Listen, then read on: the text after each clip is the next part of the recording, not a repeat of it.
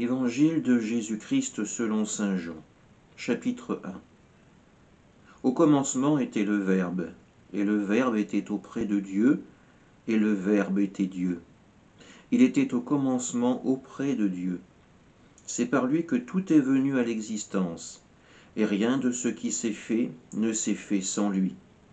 En lui était la vie, et la vie était la lumière des hommes. La lumière brille dans les ténèbres, et les ténèbres ne l'ont pas arrêtée. Le Verbe était la vraie lumière, qui éclaire tout homme en venant dans le monde.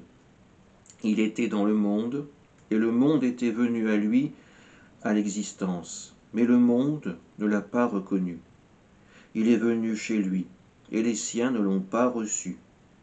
Mais à tous ceux qui l'ont reçu, il a donné de pouvoir devenir enfants de Dieu, eux qui croient en son nom. Ils ne sont pas nés du sang, ni d'une volonté charnelle, ni d'une volonté d'homme, ils sont nés de Dieu. Et le Verbe s'est fait chair, il a habité parmi nous, et nous avons vu sa gloire, la gloire qu'il tient de son Père, comme Fils unique, plein de grâce et de vérité. Acclamons la parole de Dieu.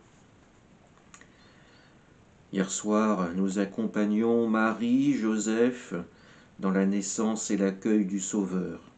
L'évangile de Jean s'ouvre aussi, non pas par le récit d'une naissance, ou plutôt par la naissance et la création du monde.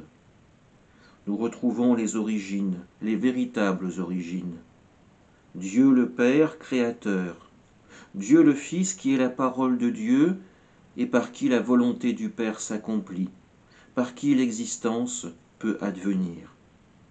Nous voyons également dans la deuxième partie de ce texte la mission du Verbe de Dieu.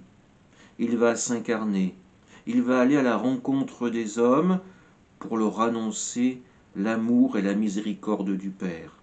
Certains vont le recevoir, d'autres vont le rejeter. Notre vie de chrétien se consiste essentiellement à l'accueil du Verbe de Dieu, à faire nôtre les commandements d'amour, de pardon et de charité du Seigneur, afin de pouvoir véritablement continuer à accueillir ce que nous faisions hier soir, c'est-à-dire accueillir le Sauveur.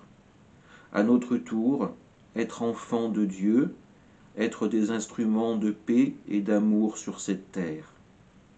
Puissions-nous accueillir la force que Dieu nous donne par l'Esprit Saint pour continuer cette œuvre de Dieu, faire de ce monde la nouvelle Jérusalem céleste où brillera sans fin la lumière du Père. Amen.